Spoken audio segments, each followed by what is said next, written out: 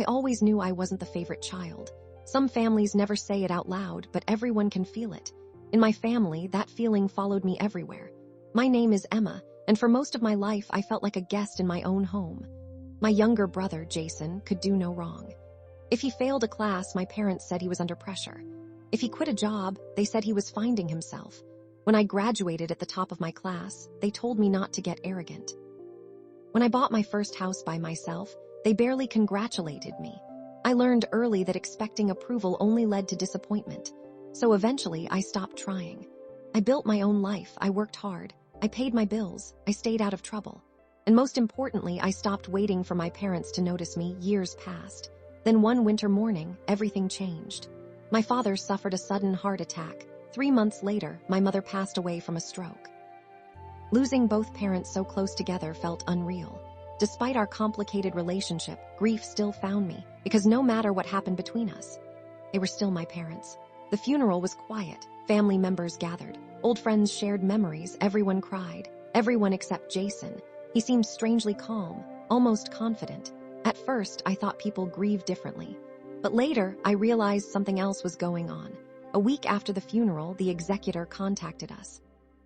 The will was going to be read. I didn't expect much. Honestly, I expected nothing. I already knew who my parents valued most. Still, I attended. The meeting took place in a small conference room. Jason sat across from me. His wife sat beside him. They looked excited. That should have been my first clue. The executor opened a folder and began reading.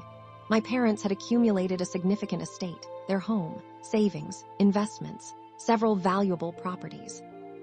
The total value was far greater than I expected. Then came the distribution, the family house. To Jason, the investment accounts.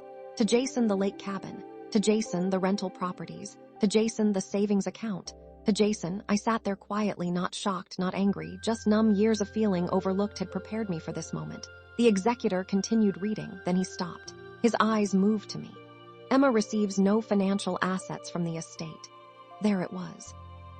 Exactly what I expected. Nothing. Jason tried to hide a smile, but I saw it. His wife squeezed his hand under the table. The room felt smaller, heavier. I wanted to leave. I wanted fresh air. I wanted this whole thing to be over. Then the executor frowned. He looked down at the document, then back up. Actually, he said, there appears to be one final page. Jason immediately leaned forward. What final page? The executor adjusted his glasses. It seems your parents added an additional instruction several months before their deaths. Room became silent. The executor began reading. To our daughter, Emma. For the first time that day, I looked up. Every eye in the room turned toward me. The executor continued. If you are hearing this, then you have already listened to the rest of our will. My heart began racing. The letter sounded personal, different, almost unlike my parents. We understand that this document may appear unfair. Jason's smile disappeared. The executor kept reading. We know that Emma spent most of her life believing she was less important to us than her brother. The words hit me harder than I expected, because they were true, painfully true. I had spent decades feeling invisible. The letter continued.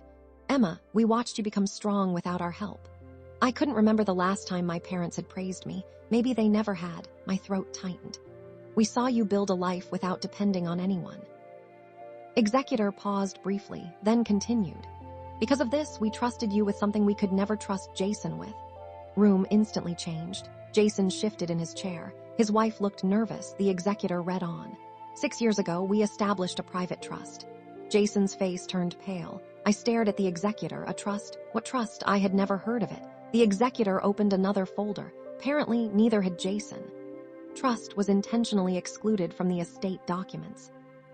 Now nobody in the room was breathing. The executor looked directly at me. Trust belongs solely to Emma. Jason suddenly interrupted. Much is in it. The executor ignored him. Instead, he continued reading. Our son has always depended on what was given to him.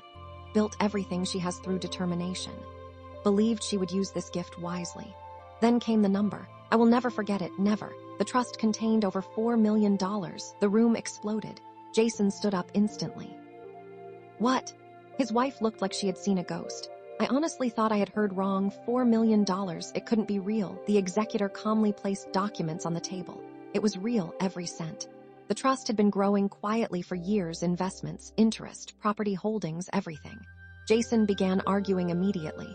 He demanded explanations. He demanded records. He demanded lawyers. The executor remained calm. Everything was legal. Everything was documented. Everything was final. Jason's inheritance suddenly seemed far less impressive. And for the first time in my life, he wasn't the center of attention. But then something even more surprising happened. The executor returned to the final letter. There was still more. My parents had one last message. "Emma, if you are reading this, there is something we should have told you years ago." I froze. The room froze. The executor continued. "We often assumed you didn't need our support because you appeared strong." A tear rolled down my cheek. We now understand that strength is not the absence of pain. Those words broke something inside me, not because they erased the past, not because they fixed decades of hurt, but because they acknowledged it. Finally, for the first time, my parents had seen me. The letter went on. We made mistakes. We failed to express our pride, failed to recognize how much our silence hurt you. Room was completely silent. Even Jason wasn't speaking anymore. Then came the final paragraph. "We hope this gift provides opportunities, freedom, and peace. More importantly, we hope it reminds you of something we should have said much sooner. We're proud of you." I couldn't stop crying. Not because of the money. The money was life-changing. Of course it was. But that wasn't what mattered most. For years, I believed my parents never noticed me, never appreciated me, never cared. And suddenly, after they were gone, I learned the truth was more complicated. Flawed people don't always express love correctly. Sometimes they fail completely. Sometimes they realize it too late. The meeting eventually ended. Jason left without speaking to me. His wife followed. Neither congratulated me, neither apologized, and honestly, I didn't care. For the first time in my life, I wasn't comparing myself to my brother. I wasn't chasing approval. I wasn't trying to prove my worth, because I finally understood something important. My value had never depended on what I inherited. The trust didn't make me successful. The letter didn't make me worthy. I already was. The money simply revealed a truth that had been hidden for years. The strongest person in the family wasn't the one who received the most. It was the one who learned how to keep going when nobody was cheering. And sometimes, the final page changes everything. Thanks for listening to Emily Calm Stories. If this story touched your heart, don't forget to like, subscribe, and share your thoughts in the comments. More emotional family stories are coming soon.